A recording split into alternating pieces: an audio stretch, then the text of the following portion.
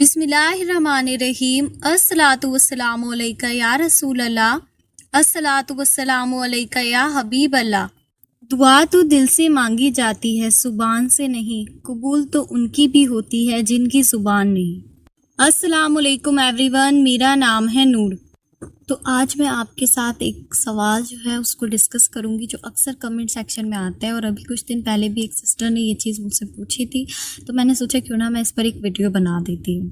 یہ سسٹر کہتی ہیں جی اب بھی آپ بول رہی ہیں کہ دعا کا خیال آتا ہے تو دعا مانگنا چاہیے۔ اب بھی ہم ایک ہی دعا مانگتے ہیں، ہمیشہ ہم کو بھی دعا کا خیال آتا تھا۔ اب بھی دعا بہت ناممکن تھی، بٹ اللہ پاک نے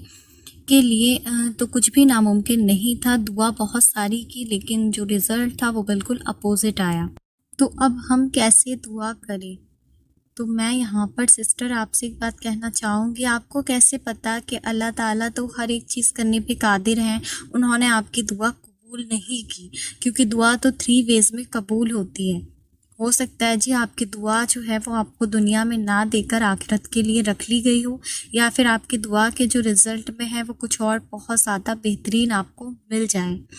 آگے آپ اس سوال کا جواب سننے کے لیے پورے ویڈیو کو دیکھیں، انشاءاللہ آپ کا جو یہ ڈاؤٹ ہے میں کلیئر کرنے کی کوشش کروں گی۔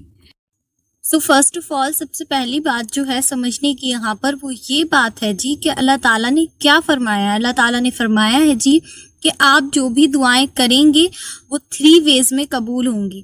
پہلے وہ دنیا میں ہی قبول ہو جائیں گی، دوسرا کہ آپ جو دعا کر رہے ہوں گے اس کے رزلٹ میں جو ہے آپ کو یا تو وہ چیز مل جائے گی جو آپ اللہ تعالیٰ سے مانگ رہے ہیں، ورنہ اللہ تعالیٰ جو ہے آپ کو اس سے زیادہ کچھ اور جو ہے بہترین چیز عطا کر دیں گے۔ تیسرا جو وے اللہ تعالیٰ نے دعا قبول ہونے کا فرمایا ہے وہ یہ ہے کہ جو دعا آپ مانگ رہے ہیں وہ دعا اگر آپ کو دنیا میں نہیں ملی ہے تو وہ آخرت میں جو ہے وہ آپ کے کام آئے گی۔ اور اس کے علاوہ جی آپ قرآن پاک میں دیکھیں کہ اللہ تعالیٰ نے کتنی جگہ یہ چیز ارشاد فرمائی ہے کہ ہماری دعائیں جو ہیں وہ قبول ہوں گی۔ اور اس بات سے بھی کیا پتہ چلتا ہے کہ دعائیں جو ہیں وہ کسی بھی صورت میں جو ہیں وہ ایسا نہیں ہے کہ قبول نہیں ہوتی ہیں۔ تو اگر آپ کی کوئی چیز آپ اللہ تعالیٰ سے مانگ رہے تھے، بے شک اللہ تعالیٰ نے ہی آپ کو توفیق دی تھی، لیکن اگر وہ آپ کو رزلٹ میں نہیں ملی ہے یا اس کے اپوزٹ کچھ ہو گیا ہے تو وہ آپ کا ایک ٹیسٹ ہوتا ہے جو اللہ تعالیٰ لیتے ہیں کہ آپ کو اللہ سے زیادہ محبت ہے یا اپنی اس چیز سے زیادہ محبت ہے، اپنی دعا سے زیادہ محبت ہے۔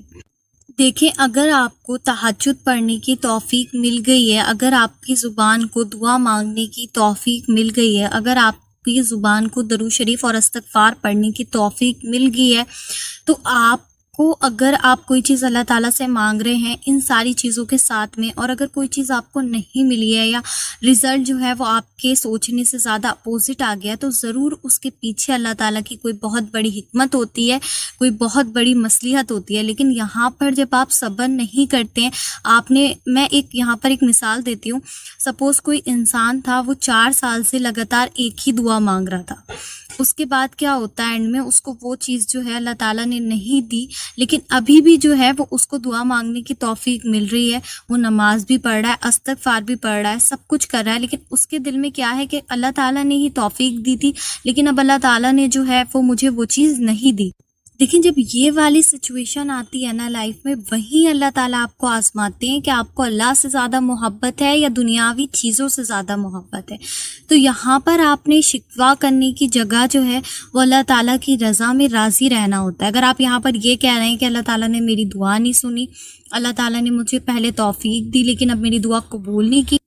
تو آپ نے جو اتنے سالوں سے عبادت کی ہوتی ہے، جو آپ نے 4-5 سال سے محنت کی ہوتی ہے، جو اللہ تعالیٰ کو راضی کیا ہوتا ہے، یہاں پر جب آپ کا ٹیسٹ ہوتا ہے اور آپ اس ٹیسٹ میں فیل ہو جاتے ہیں تو آپ اپنی عبادتوں کو، اپنی دعاؤں کو اپنے ہاتھ سے جو ہے خود ہی ضائع کر دیتے ہیں۔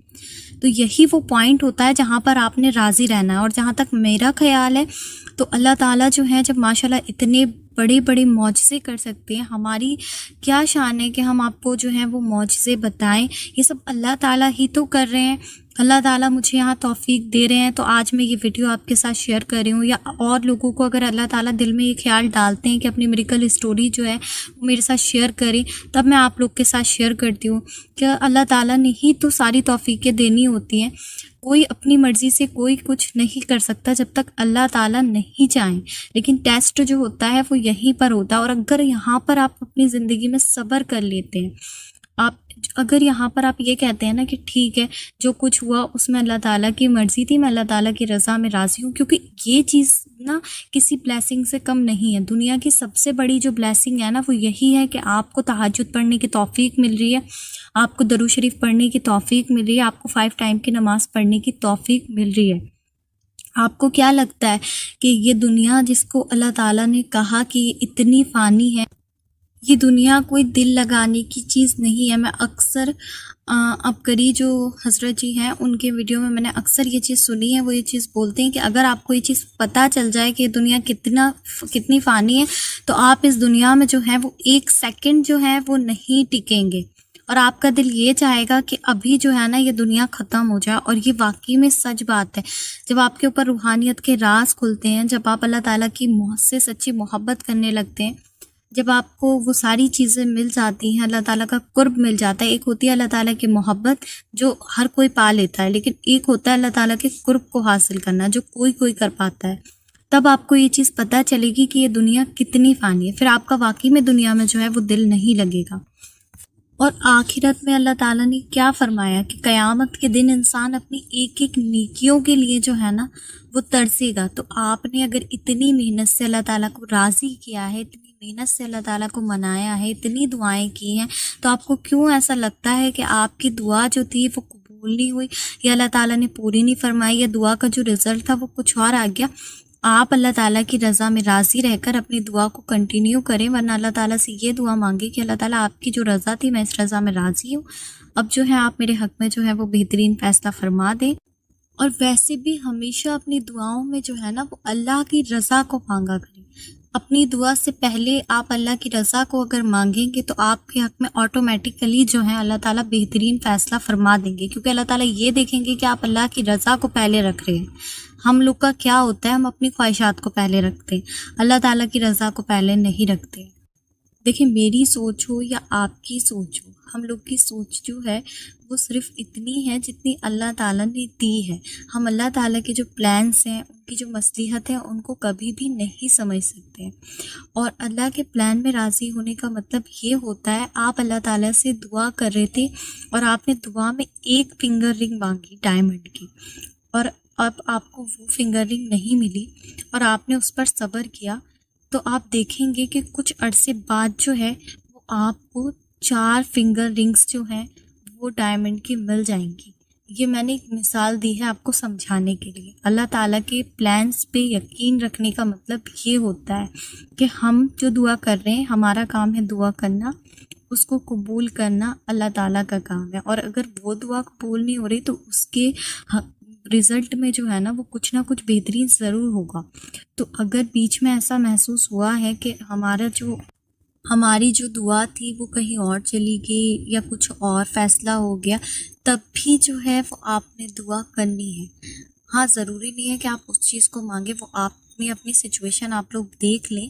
لیکن اس کے علاوہ جو ہے آپ نے دعا کرتی رہنا ہے، کیونکہ دیکھیں دعا کی توفیق جو مل رہی ہے نا یہ بہت کم لوگوں کو ملتی ہے۔ اور آج کے ٹائم میں اگر آپ یہاں پر بیٹھے ہوئے یا کسی اور کے چینل پر بیٹھ کر یہ والے ویڈیوز سن رہے ہیں نا، تو یہ توفیق بھی بہت زیادہ کم لوگوں کو ملی ہوئی ہے، بیکاز آپ نے دیکھا ہوگا زیادہ تر لوگ جو ہیں آج کے ٹائم میں بھی حرام میں اور برے کاموں میں مصروف ہیں۔ تو اگر آپ کو یہ ویڈیو دیکھنے کی توفیق مل رہی ہے یا آپ کو درود شریف پڑھنے کی توفیق مل رہی ہے تو دنیا کی سب سے بڑی جو بلیسنگ ہے نا وہ یہی ہے۔ اس لیے اپنے اعمال کو جو ہے کبھی بھی ایسی نیگیٹو باتیں بول کر ضائع نہیں کریں۔ آپ کو یہ ویڈیو بنا کر سمجھانے کا مطلب یہ ہے کہ ہمیشہ پازیٹیو سوچیں، اللہ تعالیٰ سے اچھا گمان کریں، کیونکہ آپ کا اچھا گمان کرنا بھی کافی چیزوں کو آپ کی طرف جو ہے وہ اٹریکٹ کرتا ہے۔ اور ایسے وسوسے ہمارے دماغ میں، دل میں شیطان ڈالتا ہے اور ہم 1 منٹ میں جو ہے وہ مایوس ہو جاتے ہیں، اور اس کے بعد ہم ایسی نیگیٹو باتیں سوچتے ہیں، ایسی نیگیٹو باتیں بولتے ہیں کہ جو ہم نے اتنی محنت سے اللہ تعالیٰ کو راضی کیا ہوتا ہے، اللہ تعالیٰ کو منایا ہوتا ہے، وہ ساری ہماری جو عبادتیں ہم اپنے ہاتھوں سے جو ہے وہ ضائع کرتے ہیں۔ تو اگر آپ کو کوئی چیز مل گئی ہے تو ٹھیک ہے، نہیں ملی ہے